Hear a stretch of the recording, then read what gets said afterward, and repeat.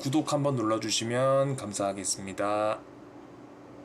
안녕하세요, 오마르의 삶 오마르입니다. 오늘 할 이야기는 그럴 때 있잖아, 네가 힘만 열면 분위기가 쌓여지는 기분, 그런데 있잖아 그 이유를 너만 모르는 듯한 기분입니다. 주변에 그런 사람 있죠? 없을 수도 있는데, 아니 정말 없으면 다행이지만 주변에 없다면 사실 나 자신일 수도 있죠. 본인은 잘 모를 겁니다. 안다면 그렇게 안 하겠죠. 대화가 즐겁게 무르익고 있는데 그 사람이 입만 열면 분위기가 쌓여집니다. 무슨 말을 하는데 그걸 뭐라고 대꾸해야 할지도 잘 모르겠어요. 다들 벙찌게 되죠. 대화의 열기는 순식간에 식어버립니다.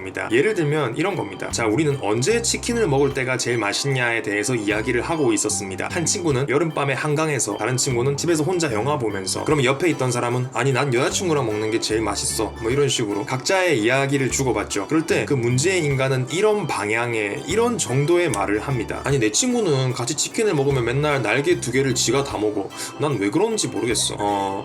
나는 네가 왜 그러는지 잘 모르겠어요. 그게 지금 우리 대화에 맞는 말이냐고. 너무 뜬금없는 소리를 하죠. 치킨이라는 키워드 하나 빼고는 지금 우리 대화 주제랑 전혀 안 맞아요. 이 말은 아주 많은 문제가 있어요. 본질적으로 분위기를 망칠 수밖에 없는 구조를 가지고 있습니다. 문장을 한번 뜯어볼게요. 일단 우리는 네 친구에 대해서 아무 관심도 정보도 없어요. 한 번도 생각해 본 적 없는 대상에 대해서 의견을 내기란 쉽지 않죠. 그리고 둘 사이에 있었던 일에 대해서 우리가 뭐라고 말을 하기도 어렵죠. 그게 천인공노할 나쁜 짓도 아니고 아주 개인적인 일인데, 그럼 뭐 우리가 그 문장 하나만 듣고 그 친구 욕을 막 해줘야 하는 건가? 마지막은 이제 난 왜 그런지 모르겠어 라고 말하죠. 이건 뭐 답정너죠. 내가 이런데 너네 이제 나에 대한 의견들을 제출해봐라. 이런 맥락 없는 말을 잘 하는 사람들이 있어요. 다들 마음속으로 그래서 어쩌라고가 되는 거죠. 진짜 왜 그러는 걸까요? 오마르의 삶.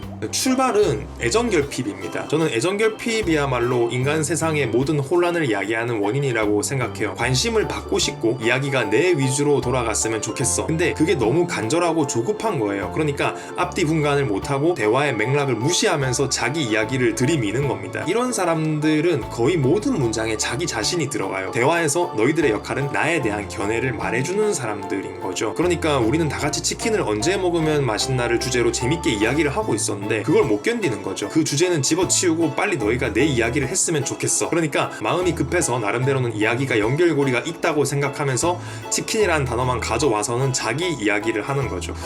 진짜로 별로 뭐 해줄 말이 없습니다. 그래서 분위기가 싸해지는 거죠. 그러면 우리가 뭐 일상에서 하는 대화라는 게 뭐 100분 토론도 아니고 꼭 맥락에 맞는 말만 해야 하느냐, 그런 건 아니죠. 그러니까 이렇게 말할 수 있을 것 같아요. 진짜 재미있을 자신이 있으면 흐름을 깨뜨리라고. 근데 그런 사람들이 뜬금포로 무슨 말을 해서 터진 적이 있던가요? 절대. 그 사람들 말은 재미있을 수가 없어요. 왜냐면 우리가 뭘 원하는지, 지금 무슨 생각을 하는지 전혀 관심이 없거든요. 남을 웃길 줄 아는 사람들, 유머 감각이 있는 사람들은 갑자기 아무 말을 하는 게 아니라 흐름을 다 읽고 사람들이 예상하지 못했던 말을 하는 거예요. 그건 천지차이죠. 오마르의 삶. 자, 그래서 내가 어떤 이야기를 하고 싶다 그러면 그 말을 어떻게 꺼내야 할까요? 어울리는 타이밍에 해야죠. 근데 그게 마냥 기다린다고 오는 건 아닙니다. 드리블을 해야죠. 보통 일상적인 수단은 키워드를 하나씩 겹치면서 계속 주제가 이동합니다. 그게 내가 원하는 쪽으로 오도록 유도를 해야죠. 치킨을 언제 먹는 게 제일 맛있냐에서 맛있다. 그러면 얘들아, 상황도 상황이지만 각자 맛있는 부위가 있지 않니? 뭐 다리,